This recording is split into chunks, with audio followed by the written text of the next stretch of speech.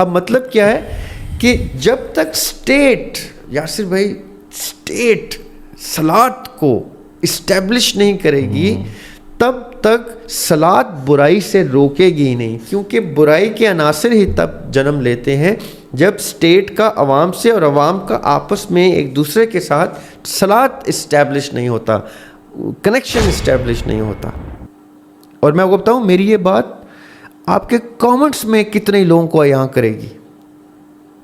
Comment ان سے نہیں رہا جائے گا, وہ کریں گے کامنٹ کہ نہیں سنی ٹھیک ہوتے, نہیں شیعہ ٹھیک ہوتے, نہیں دیوبندی ٹھیک ہوتے, نہیں بریلوی ٹھیک ہوتے.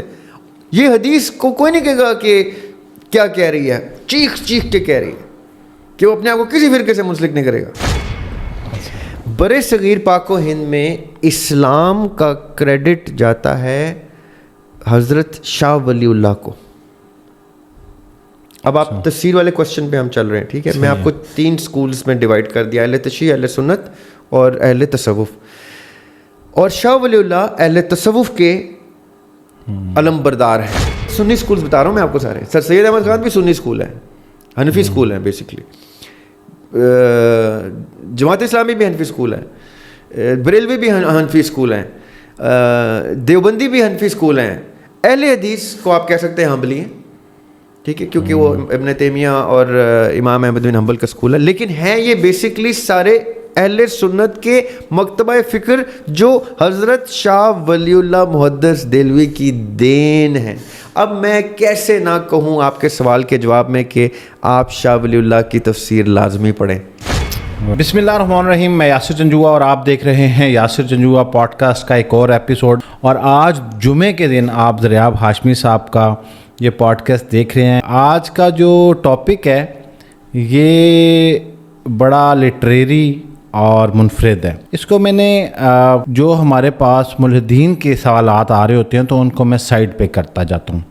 کچھ ایسے لوگوں کے سوالات ہیں جو کہ کسی کنفیوژن کا شکار ہو چکے ہیں مذہب کو لے کے.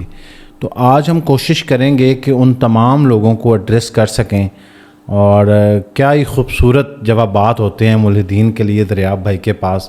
آپ یقیناً اس ایپیسوڈ کو بہت انجوائے کریں گے. سر, سب سے پہلے مذہب کی ڈیفینیشن آپ کی نظر میں کیا ہے, اس پہ بات کرتے ہیں اور پھر آگے سوالات کا سلسلہ شروع ہوگا. ویسے ہم نے اس کو ٹچ کیا لیکن تھوڑا سا کیونکہ آپ کا ٹاپک ہی ہے تو اچھا, وہ میں چاہ رہا ہوں کہ جنہوں نے پہلے نہیں سنا ہوا وہ ان کے لیے بیس کریٹ ہو جائے اور پھر ہم آگے چلتے ہیں. انفرادی طور پہ یا بلکہ انفرادی طور پہ اور اجتماعی طور پہ جو انسان کا اور اس کے گرد و نواح میں اس سے منسلک لوگوں کا, قبائل کا یا کلیکٹیولی معاشرے کا فلسفہ حیات ہو, زندگی گزارنے کے رہنما اصول جس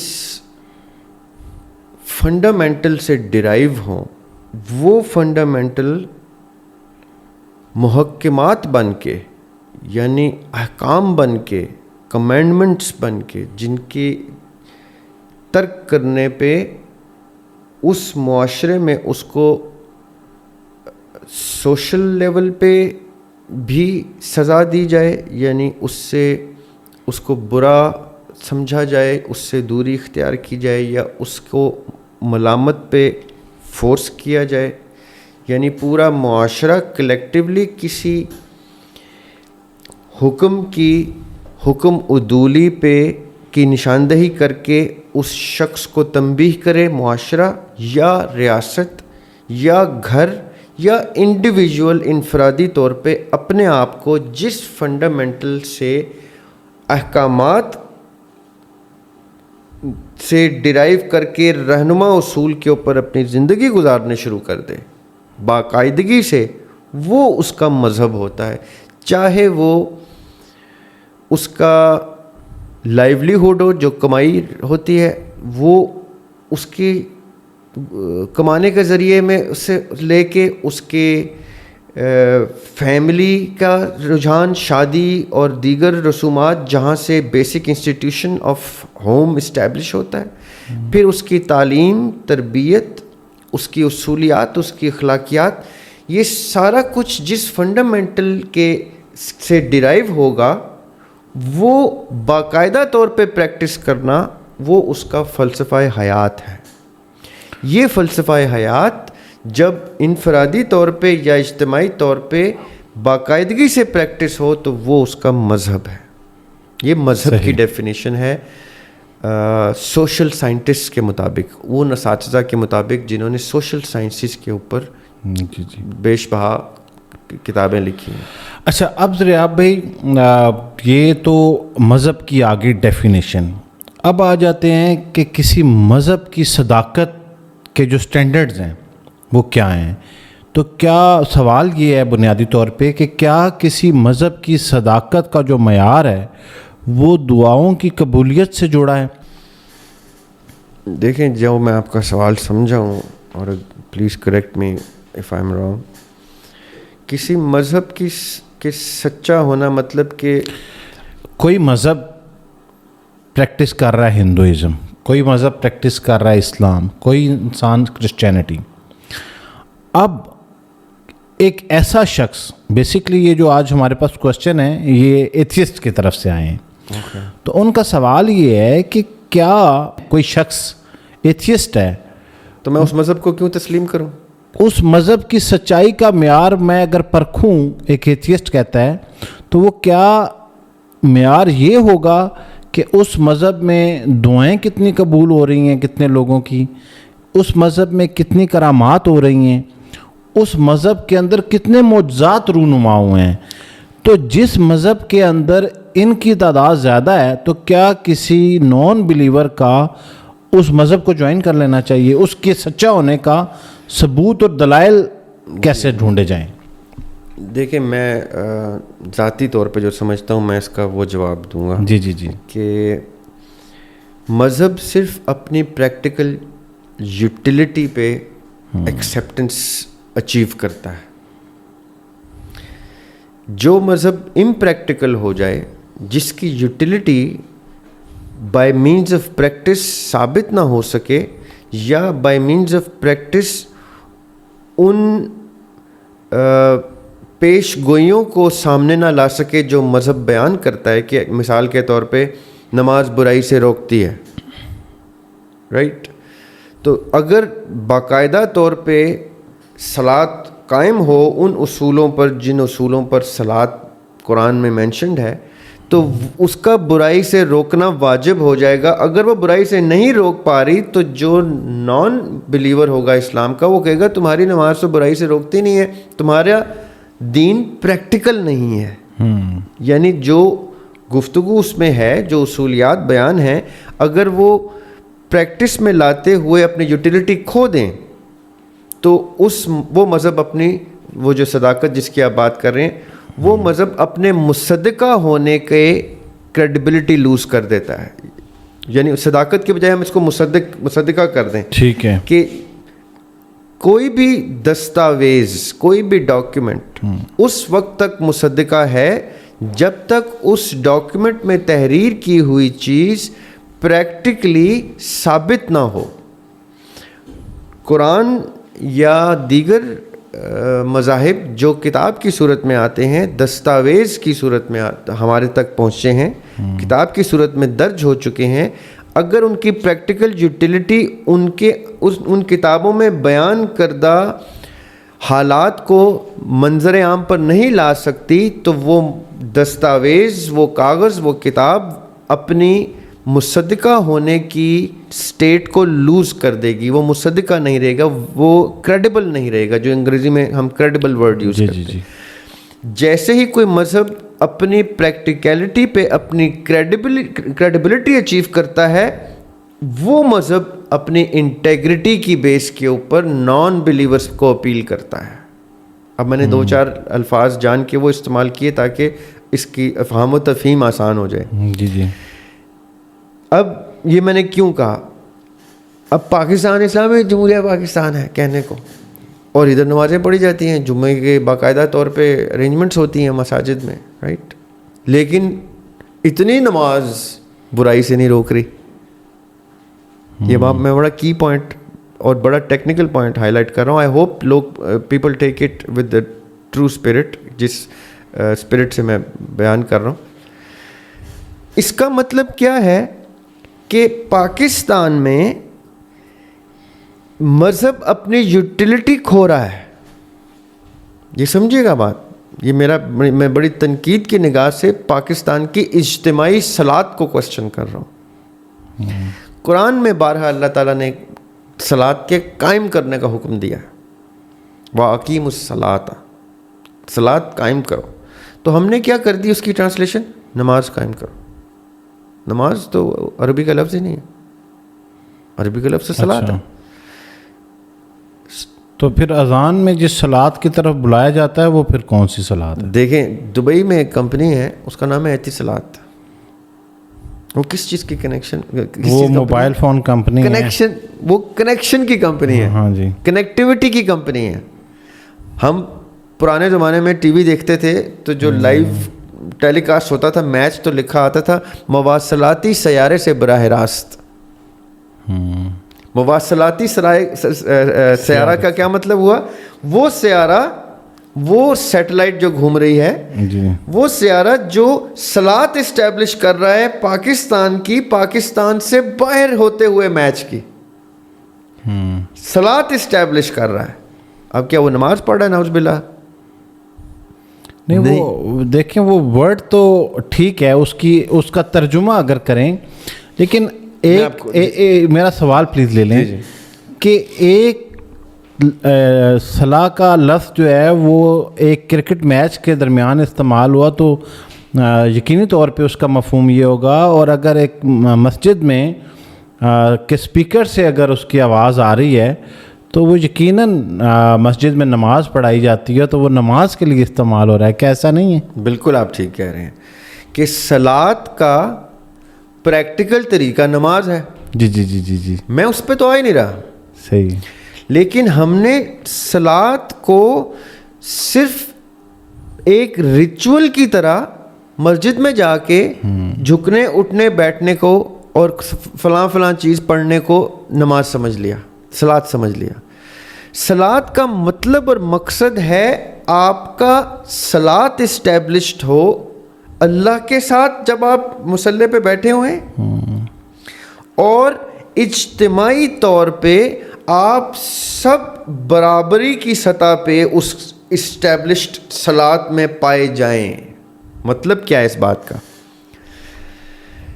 وَأَقِیمُوا الصَّلَاةَ وَآتُوا الزَّکَاةَ وَارْکَعُوا مَعَ الرَّاکِعِینَ, ایک بڑی خوبصورت قرآن کی آیت ہے. صحیح. اب دیکھیں پہلے حصے میں بھی اللہ تعالیٰ کہہ رہے ہیں وَأَقِیمُوا الصَّلَاةَ, اور آخری حصے میں بھی کہہ رہے ہیں وَارْکَعُوا مَعَ الرَّاکِعِینَ, اور رکوع کرنے والوں کے ساتھ رکوع کرو. صحیح. تو یہ دو, ایک جملے میں دو دفعہ یہ ذکر اور درمیان میں زکوٰۃ کا ذکر. اس کا مطلب اور مفہوم کیا ہے آیت کا؟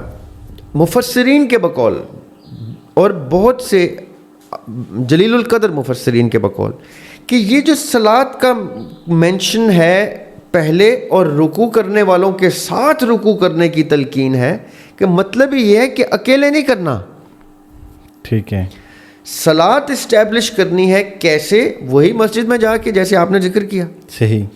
لیکن کیسے کہ آپ کا صلاۃ اس لیول پہ اسٹیبلشڈ ہو کہ اگر اذان کی آواز ہو تو سب کا کنیکشن اسٹیبلش ہونا شروع ہو جائے کہ اب ہم نماز کے لیے جا رہے ہیں, اب نماز کا وقت ہو گیا ہے, اب ہم نماز پڑھیں گے. وَآتُوا الزَّکَاةَ, اور اتنے کنیکٹڈ ہیں ہم کہ ہمارا زکوٰۃ کا سسٹم بھی اسٹیبلشڈ ہے, یعنی financial system of the country is established. صحیح. زکوٰۃ is our financial distribution of wealth mechanism Allah تعالیٰ کی طرف سے, کہ یہ نہ ہو کہ جیسے ہمارے ملک میں ہو رہا ہے, امیر امیر سے امیر تر ہوتا جا رہا ہے اور غریب غریب سے غریب تر ہوتا جا رہا ہے. کیوں؟ کیونکہ ان کا صلاۃ اسٹیبلش نہیں ہے جس میں زکوٰۃ ڈسٹریبیوشن آف ویلتھ کو اتنا عام کر دے کہ غریب غریب سے غریب تر نہ ہو, بلکہ غریب بہتری کی طرف جائے, کیونکہ جو امیر ایکسیسو اماؤنٹ ہے, فالتو کی سرپلس اماؤنٹ ہے, وہ حقدار کو تقسیم کر رہا ہے بغیر اس کو بتائے جتائے ہوئے. سسٹم کے تحت ان کی ایکسیسو سرپلس ان لوگوں تک جا رہی ہے جن کو بیسک نہیں مل رہی نیسیسٹی. یہ ہے صلاۃ اسٹیبلش کرنے کا 3 اسٹیپس آف صلاۃ. واقیم الصلاۃ قائم کرنی ہے، یعنی اٹ کین ناٹ. اب صلاۃ قائم کرنے کا مطلب کیا ہے کہ اگر ابھی بات کرتے کرتے یہ مائک ڈسکنیکٹ ہو جائے تو ہماری صلاۃ اسٹیبلش نہیں رہی. بنی تھی، چلی تھی، کنیکشن بنا تھا، پھر منقطع ہو گیا. ہماری فجر سے لے کے ظہر سے لے کے عصر، پھر مغرب، پھر عشاء تک آپس میں اتنا بڑا ڈسکنیکٹ ہے انسانوں کا آپس میں، ریاست کے رعایا کا آپس میں، اور انسانوں کا اپنے رب سے. ہم نے پچھلے ایپیسوڈ میں توکل کا ایسپیکٹ ڈسکس کیا کہ اسٹیٹ اللہ تعالیٰ سے ہی ڈسکنیکٹڈ ہے، توکل پہ کھڑی نہیں ہے، جس کی وجہ سے رعایا اسٹیٹ سے کنیکٹڈ نہیں ہے، کیونکہ نہ وہ توکل پہ کھیل رہے ہیں نہ یہ توکل پہ کھیل رہے ہیں. یہ اپنے آپ سسٹم میں جنگل کا قانون بنا رہے ہیں اور اس جنگل کے قانون کو یہ چلنے دیتے ہیں رشوت اور اس طرح کی بدعنوانیوں کے تھرو. اس لیے کوئی سسٹم برقرار نہیں ہے، صلاۃ برقرار نہیں ہے. نمازیں پڑھتے ہیں، نماز ایز ریچول ادا ہو رہی ہے، صلاۃ برقرار نہیں. اب جب صلاۃ برقرار ہوگی، زکوٰۃ کا سسٹم اسٹیبلش ہوگا اور ارکعوا مع الراکعین ہو رہا ہوگا، تب نماز برائی سے روکے گی. تب پریکٹیکلٹی آف ریلیجن دستاویز سے، کتاب سے عمل میں آ کے اپنی حیثیت نمایاں کرے گا، اپنی کریڈیبلٹی اچیو کرے گا، مصدقہ اسٹیٹ اچیو کر کے اس انٹیگریٹی کے ساتھ ایک نان بلیور کے سامنے کھڑا ہوگا کہ وہ بتائے گا کہ یہ ہے میرا پریکٹیکل ماڈل. ٹیک اٹ اور لیو اٹ. قرآن میں اللہ تعالیٰ نے لا اکراہ فی الدین، اللہ تعالیٰ نے قرآن میں کہا ہے کہ کسی کو ضرورت نہیں ہے آنے کی، نہیں آنا تو یہاں تک کہے جس نے ہدایت لینی ہے خود لے، اپنے لیے لے. وہ کوئی کسی کے سر پہ احسان نہیں کر رہا کسی دوسرے کے. فمن اہتدی فانما یہتدی لنفسہ، اور جس نے ہدایت لی اس نے اپنے لیے لی. اور آگے اس آیت میں اللہ تعالیٰ نبی کو کہہ رہے ہیں، اور نبی ان سے کہہ دیجئے کہ میں تمہارا وکیل نہیں ہوں. Meaning I am not here to advocate you, I am just here to give you the message. لینی ہے لو، نہیں لینا میسج نہ لو، تم جانو، پھر تمہارا رب جانے. تمہیں اللہ تعالیٰ کو حساب کتاب کا سارا ہنر سے واقف ہے وہ، کہ تمہارے کون سے، تم نے کب تمہارے پاس میسج آیا اور تم نے نہیں کیا. اب مطلب کیا ہے کہ جب تک اسٹیٹ، یاسر بھائی، اسٹیٹ صلاۃ کو اسٹیبلش نہیں کرے گی تب تک صلاۃ برائی سے روکے گی نہیں. کیونکہ برائی کے عناصر ہی تب جنم لیتے ہیں جب اسٹیٹ کا عوام سے اور عوام کا آپس میں ایک دوسرے کے ساتھ صلاۃ اسٹیبلش نہیں ہوتا، کنیکشن اسٹیبلش نہیں ہوتا. وہ صلاۃ جو ان کو ایک دین پہ یونائٹ کر دیتا ہے، ایک قرآن کے نیچے، ایک سنت کے نیچے یونائٹ کرے گا. یہ وہ یونٹی، یہ وہ رسی ہے، اللہ کی رسی. واعتصموا بحبل اللہ جمیعا ولا تفرقوا، اور اللہ کی رسی کو مضبوطی سے پکڑ لو اور تفرقے میں نہ پڑو. مطلب کیا ہے؟ وہ رسی کیا ہے؟ وہ ہے وہ صلاۃ کی رسی. وہ ہے آپس میں جڑ جانا اور ڈیویٹ، فرقوں میں ڈیویٹ نہ ہونا. یہ فرقوں میں ڈیویشن ہی تب ہوتی ہے جب صلاۃ ٹوٹ جاتا ہے، کنیکشن ٹوٹ جاتا ہے. اچھا دریاب بھائی، جیسے ابھی آپ نے قرآن پاک کا ریفرنس دیا، قرآن پاک میں واضح طور پہ کہا گیا ہے کہ اللہ کی رسی کو مضبوطی سے تھامے رکھو اور تفرقے میں نہ پڑو. تو جو مسالک آج ہم دیکھ رہے ہیں اور ان مسالک کے درمیان پیدا ہونے والے اختلافات اور اس اختلافات سے کیا کیا نئی چیزیں جنم لے رہی ہیں، مذہب کی انتہا پسندی اور بہت سارے ایسی چیزیں. تو آپ کو کیا لگتا ہے کہ جس تفرقے کا ذکر قرآن پاک میں ہوا ہے وہ اسی کا ریفرنس ہے، اس طرف ہی اس کا اشارہ ہے؟ جی دیکھیں، تو پھر یہ اگر ایسا ہی ہے تو آپ کو واضح طور پہ یہ چیز سمجھ آ رہی ہے، مجھے آ رہی ہے. میں تو اپنی بات کروں، میں تو ایک اسٹوڈنٹ، طالب علم کی حیثیت سے اگر یہ جان رہا ہوں، تو کیا یہ جو ہمارے مسالک کے بڑے ہیں ان کو یہ سمجھ نہیں آتا کہ یہ ریفرنس ہے اور کسی طرح سے ہم پہلے بھی اس پہ بات کر چکے، تو ایک یونٹی کی طرف چلی جائے چیز؟ دیکھیں، ان کو بخوبی سمجھ آتی ہے یہ بات. مسئلہ کہاں آتا ہے کہ وہ آقا علیہ الصلوۃ والسلام نے جب یہ آیت، اس آیت کی تفسیر میں آقا علیہ الصلوۃ والسلام نے خود اس کی تفسیر کی ہے. اور ابن مسعود رضی اللہ عنہ سے روایت ہے وہ حدیث کہ نبی پاک صلی اللہ علیہ وسلم نے ریت میں، زمین میں ایسے کر کے ایک لائن ڈرا کی اور اس سے پھر مختلف شاخیں بنائیں، درخت کی طرح ایک درخت سا بنایا، اس کی شاخیں. اور ابن مسعود رضی اللہ عنہ کہتے ہیں کہ آقا علیہ الصلوۃ والسلام نے کہا یہ جو درمیان میں ہے نا، یہ میرا امت کا صراط مستقیم ہے. یہ ہے میری سنت اور سیرت اور شریعت اور طریقت میری اور میرے اہل بیت کی. یہ حدیث ہے. اور یہ جو شاخیں ہیں یہ وہ فرقے ہیں جو غلط رستے پہ جائیں گے. اب نکلے وہ اسی درخت سے ہیں لیکن وہ سب غلط رستے پہ جا رہے ہیں. وہ ایک رستہ ہے جو صراط مستقیم کا رستہ ہے. مسئلہ کہاں آتا ہے؟ آپ کا جو سوال ہے کہ ہر فرقے کا نمائندہ اور سربراہ اور پیشوا اور سپوکس پرسن یہ کہتا ہے کہ میرا فرقہ وہ سیدھے والا فرقہ ہے. رب اس کے پیچھے اس حدیث کا ریفرنس تو نہیں ہے کہ 72 فرقے ہوں گے اور 73واں ٹھیک ہوگا؟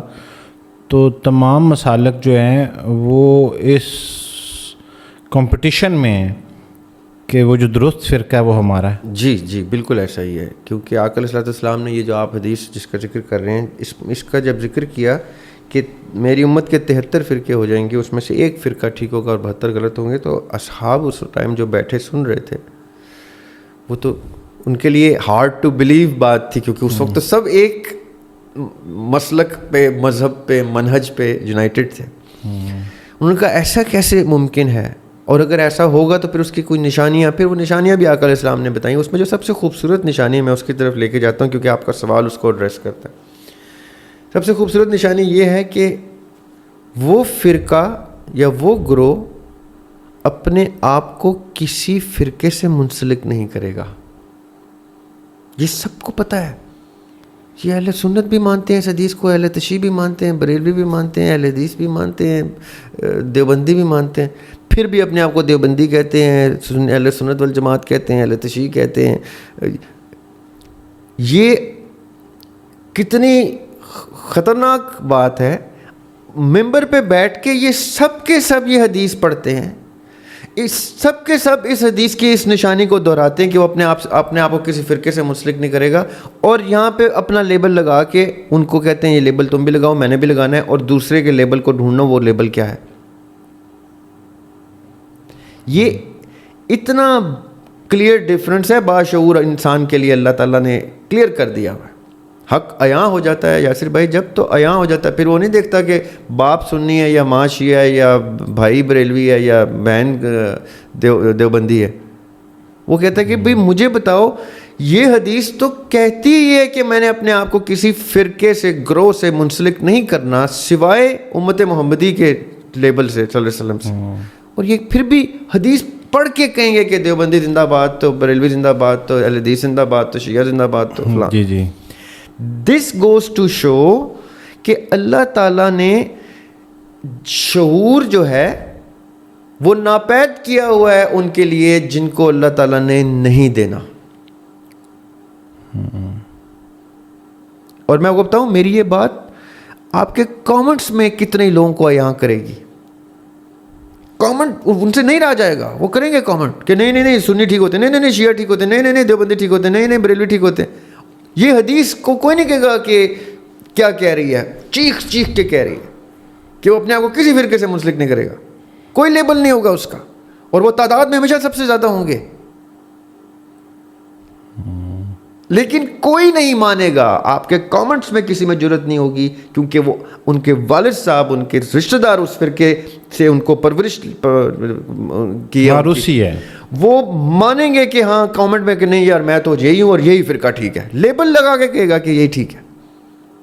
دس از ویئر یو آئیڈینٹیفائی کہ شعور کتنی بڑی روشنی ہے جس میں عقل والے بھی اندھے ہو سکتے ہیں اس کی روشنی سے. تو دریاب بھائی آپ پھر ایک نان بلیور کا کوشچن یہاں پہ ایڈریس کر دیں کہ اگر وہ اسلام میں داخل ہوتے ہیں تو اسلام میں آنے کے بعد ان کے لیے جو سب سے بڑی کنفیوژن کریٹ ہوتی ہے وہ یہ کریٹ ہوتی ہے کہ وہ کس مسلک کو جوائن کریں اور کس مسلک کے ساتھ اٹیچ ہو کے وہ حق کی راہ پا سکتے ہیں. تو اب ان لوگوں کو ایڈریس کریں آپ کے، پھر وہ کیا رستہ اختیار کریں.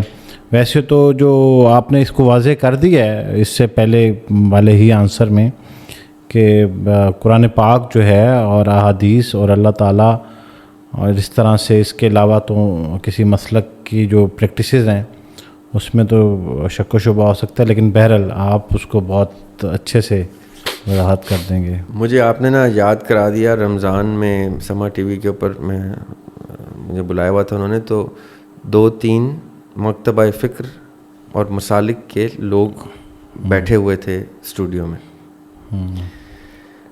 اور میں نے ہوسٹ سے کہہ دیا کہ بٹ صاحب میں اب سوال میں آپ سے پوچھتا ہوں کہ ابھی میں یورپ سے کوئی بندہ لے کے آتا ہوں اور اسے کہتا ہوں کہ وہ مسلمان ہو جائے، اور وہ کہتا ہے میں مسلمان ہونا چاہتا ہوں، تو آپ اسٹوڈیو میں پریشان ہو جائیں گے کہ اس کو کون سا کلمہ پڑھانا ہے، کون سی نماز پڑھانی ہے، کون سا اسلام بتانا ہے.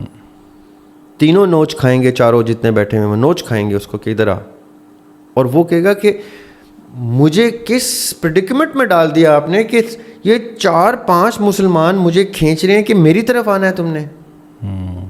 4-5 یہ نہیں کہیں گے اس کی طرف چلا جاتا بھی ٹھیک ہے. کوئی ان میں سے یہ نہیں کہے گا. کیوں؟ کیونکہ جیسی وہ کہے گا نا اس کو، ایک نیوٹرل آدمی کو جو ابھی اسلام قبول کرنے لگا ہے، کہ اس کی طرف بھی چلے جاؤ تو ٹھیک ہے، تو اس کے گھر والے کہیں گے کہ کیا واقعی ڈیڈی میں اس کی طرف بھی چلا جاؤں تو ٹھیک ہے، تو کہے گا نہیں نہیں نہیں نہیں، یہ اس کے لیے میں نے کہہ دیا تم نے اسی منہج پہ مرنا ہے جس منہج پہ تمہارا باپ مر رہا ہے. یہ اس لیول کی دیواریں ہیں یاسر بھائی، یہ اس طرح سے ایکسپوز ہو جاتے ہیں نا کہ شیشے کے گلاس میں آپ رنگ دار چیز ڈالیں گے تو وہ چھپ نہیں سکتی، وہ دکھائی دے گی کہ کس رنگ کی ہے. قرآن سنت یہ دو چیزیں کسی بھی حوالے سے کسی مسلک کو جنم نہیں دیتی. یہ صرف اور صرف آپس کی انا کی دیوار مسلک کو جنم دیتی ہے. آج بھی یاسر بھائی یہ لوگ آپس میں ایک دوسرے کے پیچھے نماز نہیں پڑھتے. ہاں جی. اور یہ تسلیم نہیں کرتے اس چیز کو کہ ہم غلط کرتے ہیں. وہ یہ اس کو ٹھیک کہتے ہیں کہ اس کے پیچھے میں نماز نہیں پڑھ سکتا، میرے پیچھے وہ نماز نہیں پڑھ سکتا. یہ بھی کہتے ہیں، یہ نہیں کہ خالی میں اس کے پیچھے نہیں پڑھ سکتا، اس کی نماز میرے پیچھے نہیں ہوتی کیونکہ اس کا مسلک اس چیز کو ڈاکیومنٹ کر چکا ہے کہ نہیں ہوتی. اس کے اکابرین ڈاکیومنٹ کر چکے ہیں کہ اس کے پیچھے نماز نہیں ہوتی. اب ایک نیا شخص جو اسلام میں داخل ہونا چاہتا ہے، اس کے لیے کوئی گنجائش ہی نہیں ہے یاسر بھائی کہ وہ اس مخمصے میں نہ پھنسے. یہ ہو ہی نہیں سکتا. آج میں یہ کہہ دوں نا آپ کو کہ آپ کے آڈینس کو کہ میرا میسیج یہ ہے کہ فلاں فلاں چیزیں پڑھ لیں، تو سارے مخالفین کھڑے ہو جائیں گے جو اس پرٹیکولر سوچ سے اختلاف رکھتے ہوں کہ دریاب نے غلط بات کی. حالانکہ دریاب کیا کہتا ہے عموماً کہ یار آپ اہل تشیع کی بھی کتاب پڑھیں، کتابیں پڑھیں، اہل سنت کی بھی کتابیں پڑھیں، اہل حدیث کی بھی پڑھیں، بریلوی کی بھی پڑھیں. دودھ کا دودھ، پانی کا پانی. آپ کو آپ کے شعور کی جنت دوزخ قبر ملنی ہے، لیکن آپ نے پڑھی نہیں باقی کتابیں، تو پھر آپ نے اپنے شعور پہ نہیں اپنی زندگی کا جوا کھیلا، آپ نے اس شخص کے اوپر کھیلا جس شخص کے کہنے پہ آپ نے باقی سکول ترک کر دیے پڑھنے تھے. میں آج بھی آپ کی پوڈ کاسٹ پہ یہی کہتا ہوں کہ جو قرآن پاک پڑھنا چاہتا ہے وہ ان 4-5 سکولز کی کتابوں کے بڑے بڑے اساتذہ لیول کے مفسرین کی تفسیر ساتھ کھول لے. آدھے سفر میں یاسر بھائی 114 صورتیں ہیں نا، آدھے سفر میں پہنچتے پہنچتے آپ کو پتہ چل جائے گا کہ کون سے رخ میں نے کنٹینیو کرنا ہے، کون سے رخ میں کنٹینیو نہیں کرنا، کس طرف میرا رجحان جا رہا ہے. وہ آپ کا دین اور مسلک ہے. اچھا دریاب بھائی، آپ تفاسیر میں سے ویسے آپ کو کوئی سوال کرے کہ ریکمینڈ کر دیں تو آپ کن کی تفسیر ریکمینڈ کریں گے؟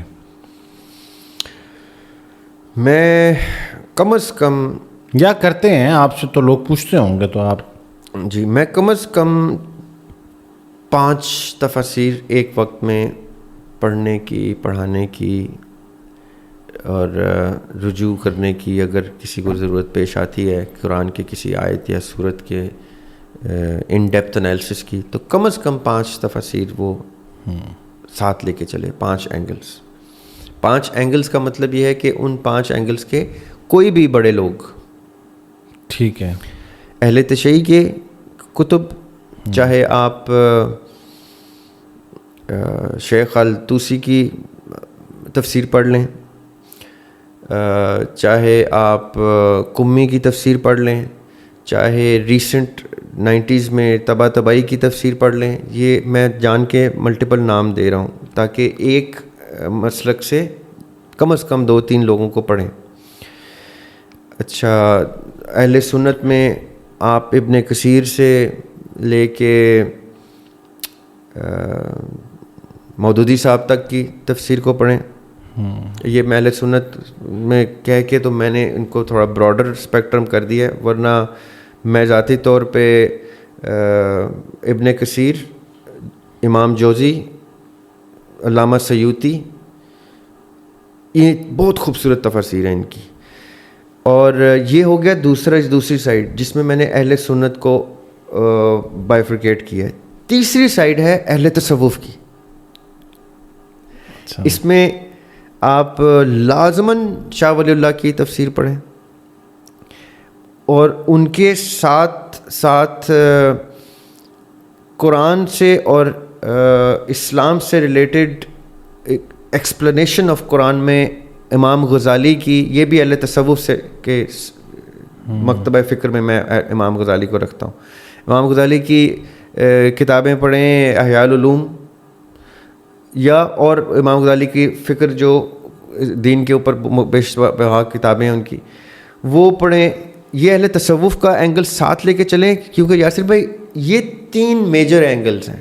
اب اہل سنت میں پھر آگے بائیفرکیشنز آ جاتی ہیں. آپ نے اہل حدیث کی زیادہ کتابیں پڑھنی ہے تو ابن تیمیہ کو پڑھیں. ابن تیمیہ کی تفسیر, Ibn Taymiyyah is the founding father, the school of Ahl Hadith. وہ ابن تیمیہ سے ہی زیادہ ڈرائیو ہوتے ہیں, امام احمد بن حنبل سے اور ابن تیمیہ سے.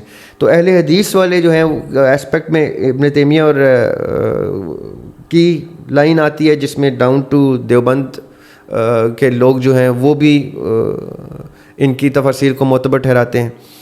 اور دیوبند کے ہی خاص لوگوں کو اگر اسکول کو فالو کرنا ہے تو اشرف علی تھانوی کی صاحب کی کتابیں پڑھیں, یا اگر آپ نے ریسنٹ ٹائمز میں پڑھنا ہے تو مودودی صاحب جو ہیں دیوبند کے ہی روشنی میں.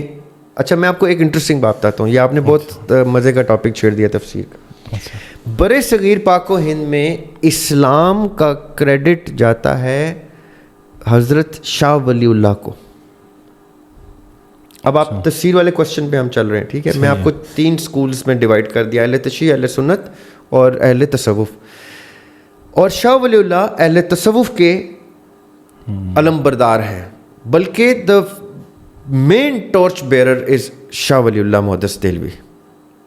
یہ 1702-1703 میں ان کی پیدائش ہے, ولادت ہے, یعنی 18ویں صدی کے اسکالر ہیں. یہ شاہ ولی اللہ نے ہی آگے اسپریڈ کیا ہے پورے بر صغیر میں اسلام کو. شاہ ولی اللہ, ان کے برخوردار, آگے سے ان کے پوتے شاہ اسماعیل شہید. شاہ اسماعیل شہید کے نے جن کو امیر المومنین کہہ کے بالا کوٹ میں جنگ لڑی تھی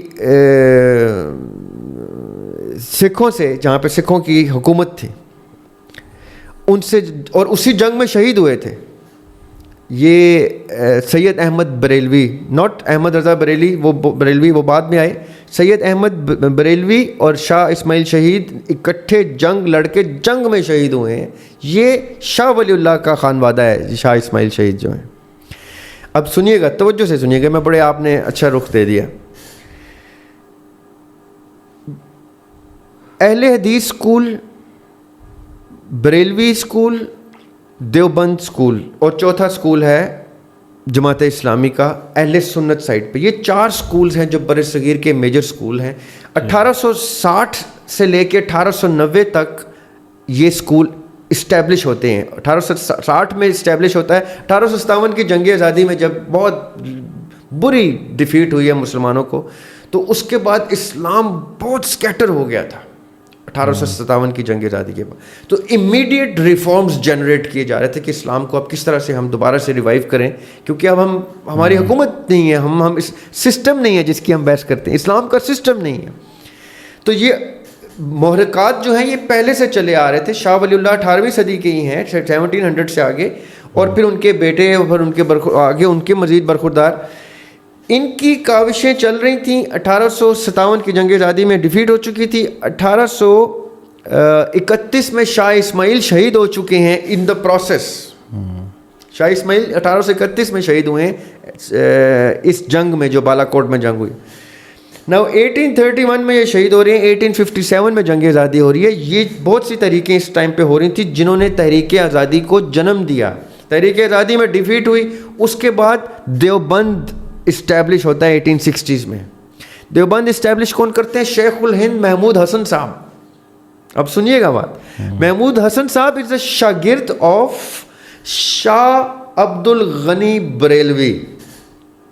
اچھا, اب آپ نے سمجھنی ہے بات, یہ سب سے کی آدمی ہے اسلامک ہسٹری اور بر صغیر کا, شاہ عبد الغنی دہلوی. شاہ عبد الغنی دہلوی ڈائریکٹ محدث تھے. یہ بھی احادیث کی شرح لکھی تھی.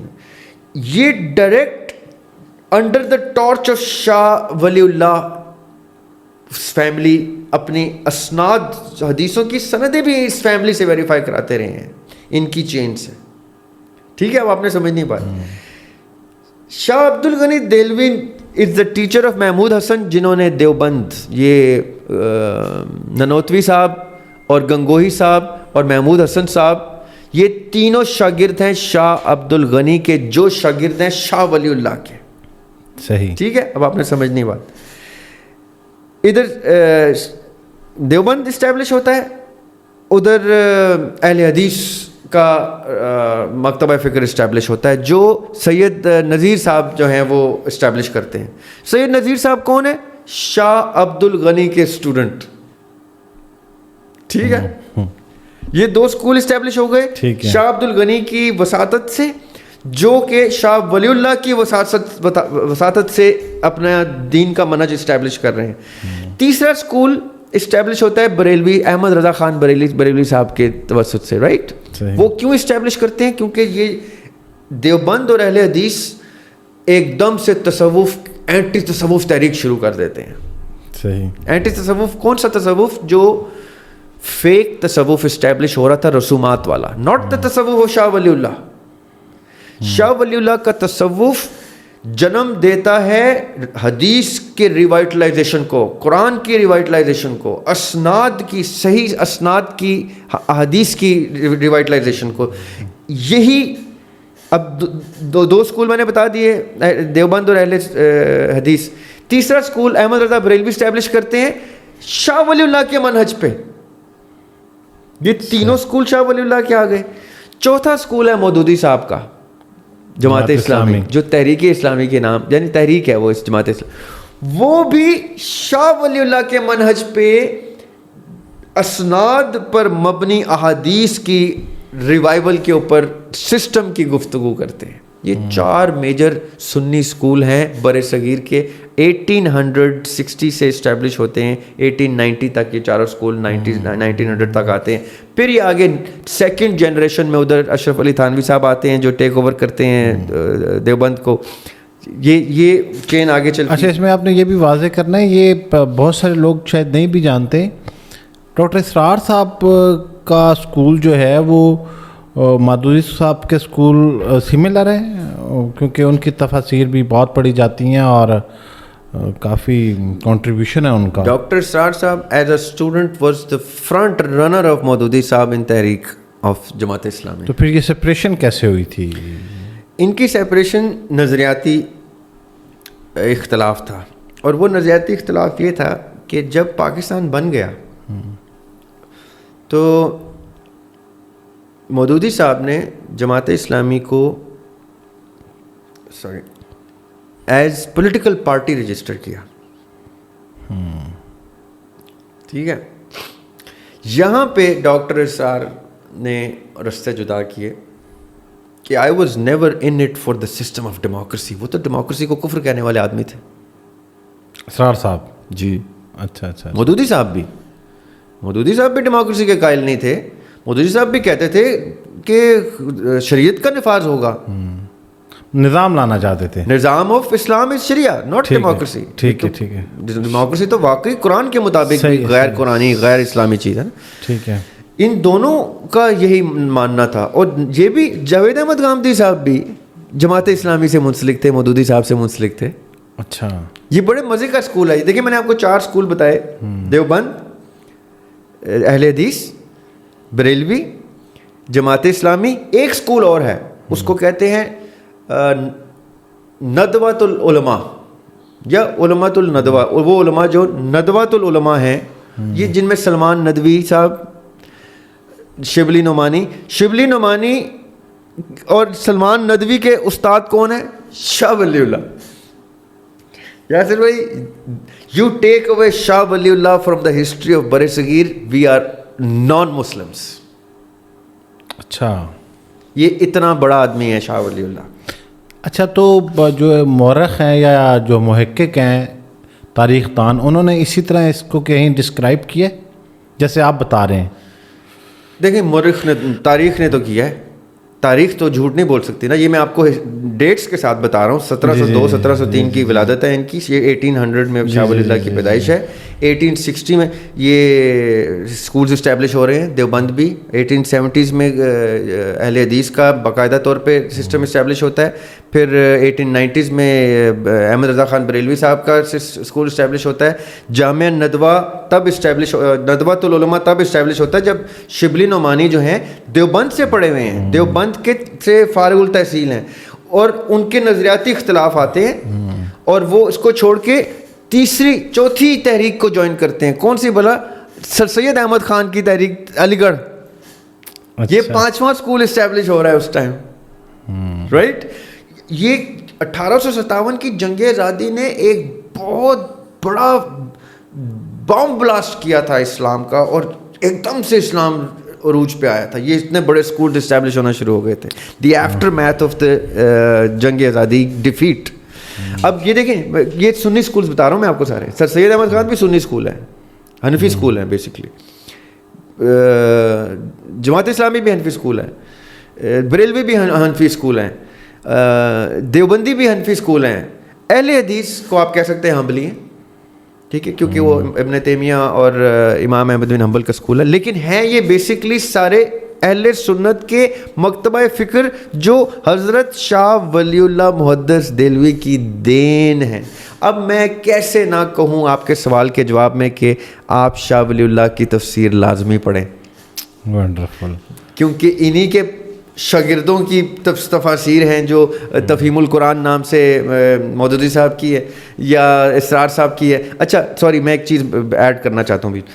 یہ جو ندوۃ العلماء ہیں, سلمان ندوی اور شبلی نعمانی, ان کے ایک رشتہ دار اور اسٹوڈنٹ ہیں حمید الدین فراہی صاحب, جن کا اسکول ہے گامدی صاحب. اچھا, یہ اب 7واں اسکول میں نے آپ کو بتا دیا. یہ 7th مکتبہ فکر ہے. دیوبند, بریلوی, اہل حدیث, جماعت اسلامی, ندوۃ العلماء, علی گڑھ اور فرائی صاحب کا اسکول. یہ پیرلل میں ایک نیا اسکول مکتبہ فکر اسٹیبلش ہوا تھا, جس کی ساکھ اور بنیاد ہی فرائی صاحب سے سٹارٹ ہوتی ہے. جیسے میں نے باقیوں کی آپ کو بتا دے نام, محمود حسن صاحب اور احمد رضا خان بریلوی صاحب, لیکن یہ سب کے سب حضرت شاہ ولی اللہ کے اسٹوڈنٹ ہیں, فالوورز ہیں, اس تھاٹ کو لے کے آگے چلے ہیں. ٹھیک ہے, اب میں آپ کے سوال کے جواب میں کہتا ہوں کہ ان 7 کی تفاسیر پڑھیں. ٹھیک ہے, ایک تفسیر کسی دیوبند کی ریکگنائزڈ تفسیر کو اٹھا لیں, ایک بریلوی کی اٹھا لیں, ایک جامع ندوہ کی اٹھا لیں, ایک فرائی صاحب کی اٹھا لیں, غامدی صاحب کی, اور ایک اسرار صاحب کی اٹھا لیں. یہ ساری کی ساری تفاسیر آپ کو کنٹمپریری 18ویں صدی کی تفاسیر بتا رہا ہوں میں آپ کو. یہ ساری, یہ شاہ ولی اللہ سے شروع ہوتی ہے. یہ ساری تفاسیر اور پرانی تفاسیر جو ہیں, ان کو آپ میچ کریں ساتھ اہل تشیع کی, میں نے نام لے لیے ہیں آپ کو کہ ان کی تفاسیر کس کی.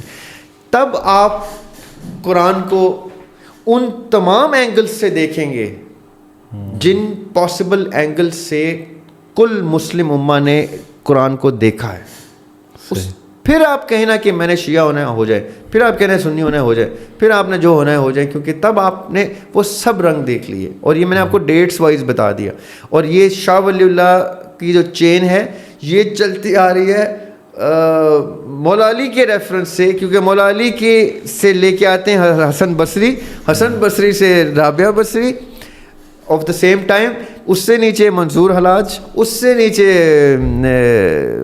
علی حجویری صاحب, اس کے بعد شاہ عبد القادر جیلانی صاحب, اس کے بعد یہ غزالی اور شاہ ولی اللہ, اور یہ ساری چین ہے, احمد سرندی اور ابن عربی, یہ ساری چین ہے. یہ بڑے خوبصورت, میں نے آپ کو وہ سارے سکولز بتا دیے. ان کو بیک ٹریک کریں تو آپ آ جائیں گے دور خلافت میں, اور دور خلافت کے بعد یا خلافت راشدہ کے بعد جہاں سپلٹ آیا ہے, میجر سپلٹ آیا ہے. ہاں جی, میں اب یہی پوچھنا چاہ رہا تھا کہ سپلٹ بیسکلی کہاں آیا ہے. دیکھیں مولا علی کے دور میں نا, دور خلافت میں 3-4 میجر سکولز اسٹیبلش ہو گئے تھے. صحیح. ایک تھے مولا علی کے گھرانے کے لوگ, آقا علیہ الصلوۃ والسلام کے اہل بیت کے لوگ. صحیح. یہ تو فکسڈ لوگ ہیں, یہ تو فیملی ہیں. صحیح ہے. ایک ہے ان سے اٹیچڈ لوگ جو ان سے محبت کرتے تھے, جو شیعان علی تھے, جو اہل بیت نہیں تھے, شیعان اہل بیت تھے. ٹھیک ہے. رائٹ. یہ ہو گئے 2 سملر ونگز, ایک the family of the prophet, ایک the followers of the family of the prophet. یہ مولا علی کے دور کی میں آپ کو بات بتا رہا ہوں. ایک پیرلل میں جو نہ شیعان علی تھے اور نہ اہل بیت کی تعلیمات سے دور تھے, لیکن اپنے آپ کو اہل سنت, سنیے گا, اور اجماع امت کے کانسیپٹ کو لے کے چلتے تھے. اہل سنت اور اجماع, جو ان ادر ورڈز اہل سنت والجماعت بنتا ہے. یہ آ گیا تیسرا سیکشن. ٹھیک ہے. فرسٹ از اہل بیت علیہ السلام, the other is the followers of اہل بیت علیہ السلام, شیعان علی. the parallel is اہل سنت والجماعت جو پرو مولا علی تھے. ٹھیک ہے. مولا علی کی خلافت کو تسلیم کر کے ان کے تابع تھے. ایک تھے جو ان سب سے جدا مولا علی کے خلاف کھڑے تھے, جن کو خوارج کہا جاتا ہے, جو خارجی تھے, جنہوں نے خروج کیا تھا, مولا علی کی بیعت سے خروج کیا تھا, خلافت سے خروج کیا تھا, حکومت سے ان کو امیر المومنین ماننے سے اختلاف کیا تھا, اور پیرلل سکول اسٹیبلش کیا تھا باقاعدہ. اس میں بھی بڑے بڑے نام گزرے ہیں. یہ 4 میجر سکول میں نے آپ کو بتا دیے. ود ان دیم ان کی اور فردر کلاسیفیکیشنز تھیں, لیکن یہ 4 سکول تھے جو اسٹیبلش ہوتے ہیں. پھر آگے چل کے اہل تشیع میں زیدی الگ سے آئے, اثنا عشری الگ سے آئے, صحیح, اسماعیلی الگ سے آئے. پھر اسماعیلی کے اندر بوری الگ سے آتے ہیں اور آغا خانی الگ سے آتے ہیں. اچھا, یہ شیعوں اہل تشیع کی ڈویژن شروع ہوتی ہیں. پھر اہل سنت کی آپ کو پتہ ہی ہے. جی ڈویژن شروع ہوتی ہیں. اچھا, اب یہ اگین ایک بہت بڑا سبجیکٹ ہے, اور ایک سوال لے لیتے ہیں. اگر ہر مذہب میں خدا کا تصور موجود ہے تو کیا اس کا یہ مطلب ہے کہ تمام مذاہب سچے اور ایک جیسے ہیں؟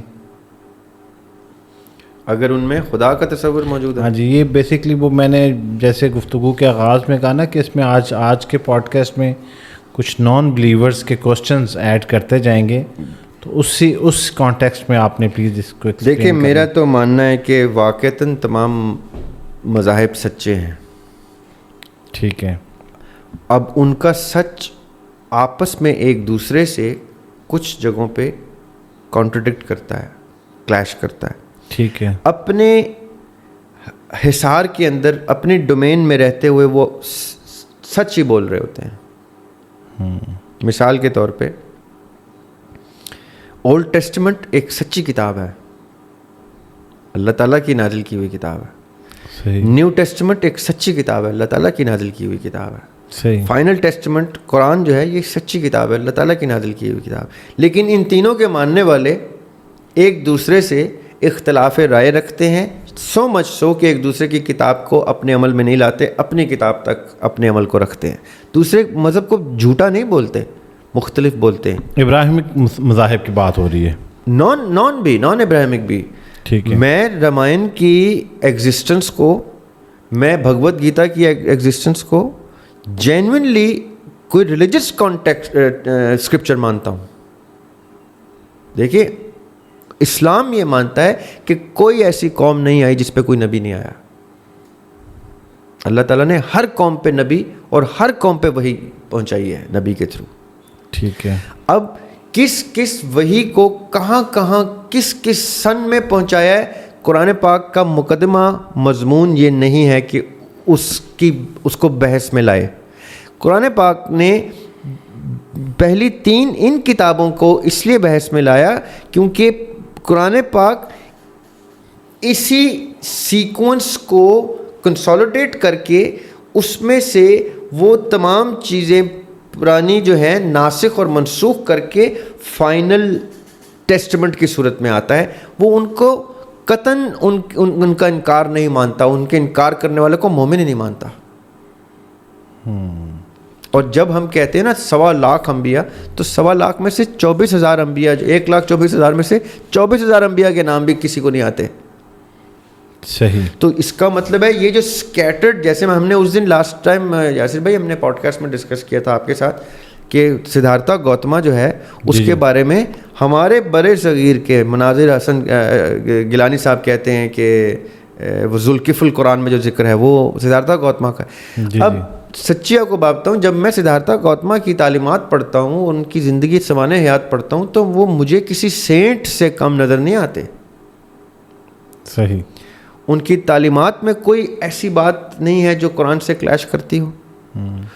उन्होंने जिस तरह अपनी एक बहुत खूबसूरत ज़िंदगी को तर्क किया, एक बहुत बड़े वॉरियर थे, वो बहुत वेल ऑफ फैमिली से थे, वो उन्होंने अपना तर्ज अमल चेंज करके अपने आप को एक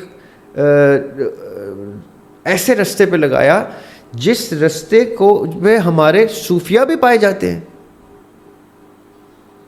उन्होंने वही तसव्वुफ की लाइन अचीव की, और ये 4वीं-5वीं सेंचुरी की बात है, कबले मसीह।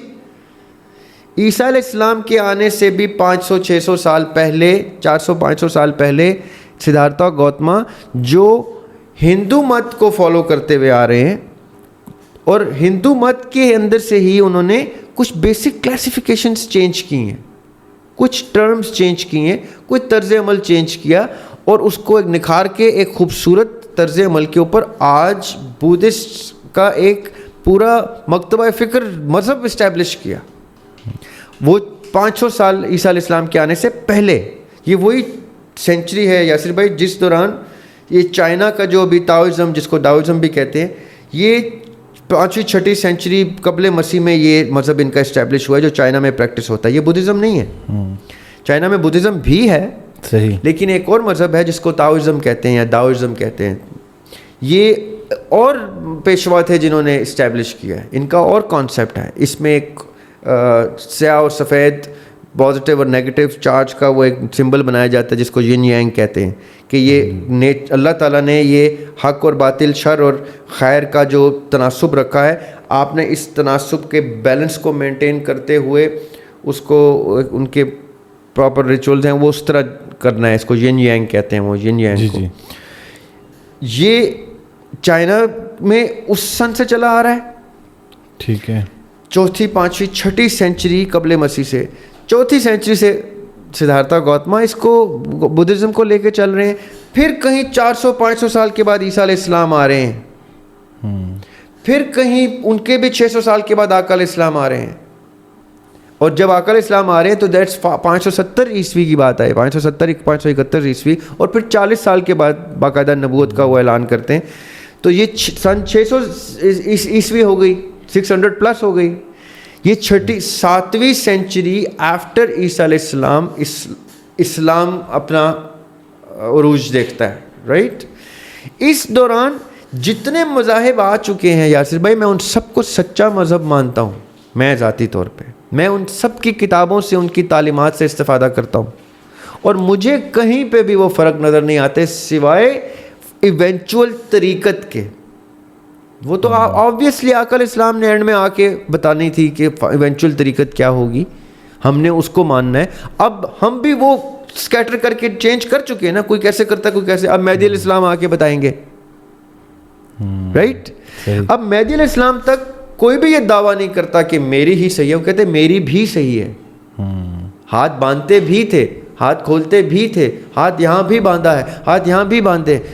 وہ یہ نہیں کہتے سارے غلط میں ٹھیک ہوں, کہتے وہ بھی ٹھیک میں بھی ٹھیک. اب مہدی علیہ السلام آ کے کہیں گے کہ ایک ٹھیک, کوئی ایک طریقہ بتائیں گے. تب تک یہ 1400 سال جو گزرے ہیں, اس دوران بدھزم نے اپنا زین بدھزم دیکھا, تاؤزم نے اپنا رجحان چینج ہوتے دیکھا, اسلام نے اپنے آپ کو اتنے 70-72 فرقوں میں بٹتے دیکھا. کون سا مذہب ہے جو اپنی ساخت پہ برقرار رہا؟ کوئی بھی نہیں. اس لیے یہ کہنا کہ وہ مذاہب غلط ہیں, تو آپ اپنے مذہب میں جھانک کے دیکھیں تو ہمارے فرقے کیا بتاتے ہیں کہ ہمارے مذہب کے ماننے والے بھی تو سارے غلط ہو گئے. مذہب تو سارے سچے تھے, مذہب تو اسلام بھی سچا ہے. اسلام کو ماننے والا سچا نہیں ہے, جھوٹ بولتا ہے نا. اسلام تو نعوذ باللہ جھوٹ نہیں بولتا. اسی طرح کرسچینٹی بھی جھوٹ نہیں بولتی, جوڈیزم بھی جھوٹ نہیں بولتا, ہندوازم بھی جھوٹ نہیں بولتا. کوئی مذہب باقاعدہ طور پہ ایک دوسرے سے کانٹرڈکٹ نہیں کرتا اپنے اصولوں کے اوپر, اپنے عقائد کے اوپر. اس کی انٹرپریٹیشن میں ڈاؤٹ آتا ہے. آپ یقین کریں, میں ہندو مت پڑھتا ہوں تو مجھے ایک ہی خدا نظر آتا ہے.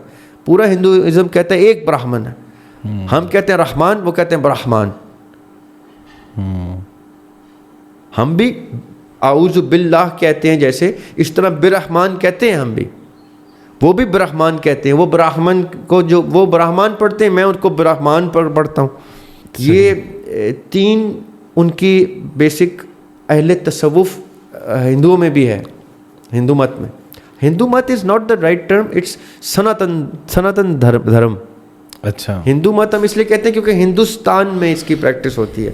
اس طرح بائی ڈیفینیشن ہم بھی ہندو ہیں کیونکہ ہم ہندوستان میں پائے جاتے تھے, رائٹ. لیکن ہندو مت اس لیے کہتے ہیں کیونکہ اس ریجن کے لوگوں نے اس کو زیادہ پریکٹس کیا. اس میں بھی 3 ایسے سکول آئے ہیں یاسر بھائی, 9ویں 10ویں سینچری میں, 12ویں 13ویں سینچری میں اور 14ویں 15ویں سینچری میں, جنہوں نے ہندو مت کو بھی ریڈیفائن کیا. جیسے اسلام ریڈیفائن ہوا, تصوف اسٹیبلش ہوا, اسی طرح ان کا بھی تصوف اسٹیبلش ہوا. اس میں بھی کبھی ڈیٹیل میں ہم جائیں گے کہ وہ کون 3 لوگ تھے, کون سی صدی میں. آدی شنکراچاریہ کون تھے, انہوں نے ادویتا ویدنتا کا ایک اصول رکھا. پھر ان کے بعد آئے رامنوجا, انہوں نے وششٹ ادویتا ویدنتا کہا. پھر ان کے بعد آئے مدھواچاریہ, انہوں نے دویتا ویدنتا کہا. یہ کیا ہے؟ Dualism, naan dualism and singularity. یہ ہر مذہب نے خوبصورت طریقے سے ایک دوسرے سے کنیکٹ کیا ہے. ہم خالی اس فلٹر سے پرے نہیں دیکھتے کہ کتنی خوبصورت چیزیں وہی پائی جاتی ہیں جو ہماری تعلیمات میں پائی جاتی ہیں. زبردست. بہت سارے سوالات ابھی بھی میرے سامنے پڑے ہوئے پیپر پہ لکھے ہوئے ہیں. ہمیشہ جب آپ لوگ کوئی سوال کومنٹ سیکشن میں بھیجتے ہیں, ہمارے میسنجر پہ موصول ہوتا ہے, پیج کے اوپر ہمارا ایک واٹس ایپ نمبر ہے, وہاں پہ جب موصول ہوتا ہے تو کسی بھی سوال کو شامل کرنے سے پہلے میں زریاب بھائی کو اکثر بتاتا ہوں. تو زریاب بھائی کہتے ہیں کہ اس پہ پورا ایک پوڈ کاسٹ چاہیے. تو میں ریکویسٹ کرتا ہوں کہ سر پلیز جو ہے وہ پھر بھی سمرائز کر دیں, کیونکہ لوگ شکایات کرتے ہیں کہ ہمارا کوشچن نہیں آیا. آج بھی جتنا جسٹس ہو سکتا تھا ان سوالات کے ساتھ زریاب بھائی نے کیا, اور بہت سارے سوال جو ابھی آپ کو اس پوڈ کاسٹ میں نہیں نظر آ رہے یا سننے کو ملے, وہ نیکسٹ ایپیسوڈ میں ضرور ملیں گے ان شاء اللہ تعالیٰ. یہ سوالات کا سلسلہ جو ہے وہ ہماری اگلی پوڈ کاسٹ میں بھی ہوگا. سر آپ کا بہت بہت شکریہ, thank you so much. Next Friday کو دوبارہ ملتے ہیں. Sir thank you. اللہ حافظ. اللہ حافظ.